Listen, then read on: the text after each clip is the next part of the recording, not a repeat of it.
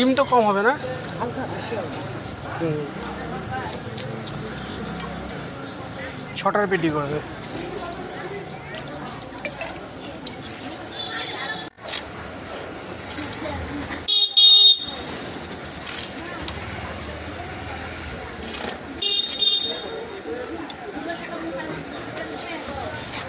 মাথা গোটাই থাকবে। 6টা হবে তো? হ্যাঁ 6টা হবে। এটা 3টে করবা, 3টে।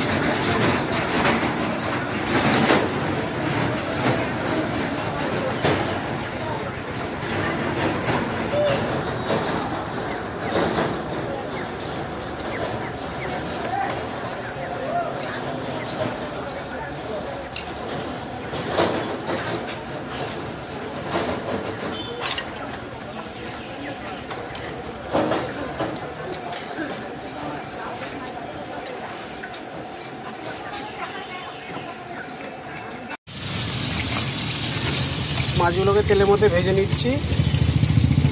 আর এদিকে মাছের মশলা রেডি হচ্ছে। পেঁয়াজটা একটু ভালো করে ভেজে নিচ্ছি। তেলের মধ্যে হালকা জিরে ফোড়ন দিয়েছি, দিয়ে পেঁয়াজগুলো ভেজে নিচ্ছি। রুই মাছটা ভাজা হয়ে গেছে, ছোটো বাটা মাছটা ভেজে নিচ্ছি।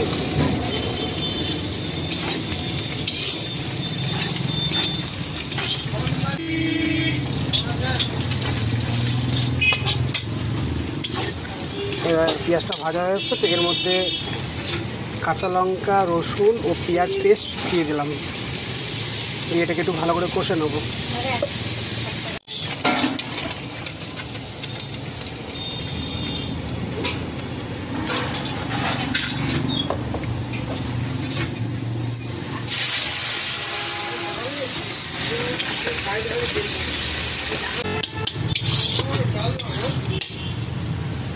মশলাটা একটু কষা হয়ে এসছে, এবারে লবণ দিয়ে দিলাম, দিয়ে আর একটু কষে নেব। তারপরে এতে লঙ্কার গুঁড়ো, জিরের গুঁড়ো, হলুদ দেবো। যেহেতু কাঁচা লঙ্কা আগে থেকে একটু দেওয়া ছিল, তাই লঙ্কার গুঁড়োটা একটু কম দেবো। জাস্ট লঙ্কার গুঁড়োটা কালারের জন্য দেবো।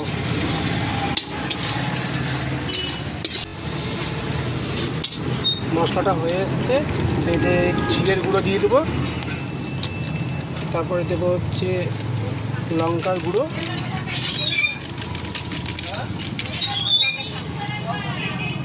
একটু লবণ আর জলটা দিয়ে দিলাম। একটু মশলাটা হয়ে এসছে, এবার একটু জলের মধ্যে জাস্ট সেদ্ধ হবে, দিয়ে কষে নেবো মশলাটাকে। এই মশলাটা হয়ে গেলে এতে জল দিয়ে একটু ফুটিয়ে তারপর মাছগুলো দিয়ে দেবো। মশলাটা হয়ে এসছে, তো এতে এবার টমেটোটা দিয়ে দেবো। একটু ভালো করে নেড়ে চেড়ে নেব।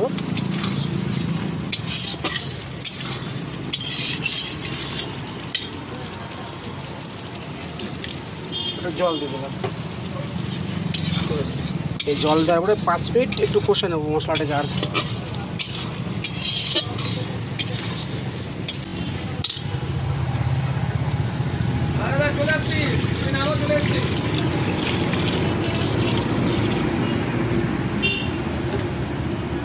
এবার জলটাকে কিছুক্ষণ ফুটিয়ে নেব, তারপরে মাছগুলোকে ছেড়ে দেবো। হয়ে এসছে, এবার ধনে পাতাটা দিয়ে দিলাম, আর এই তেজপাতাটা যেটা ছিল তুলে ফেলে দিলাম। এই যে এটাকে, এবার মাছটাকে নামিয়ে নেব। গ্যাস বন্ধ করে দিলাম। মাছটা আমার পুরো কমপ্লিট।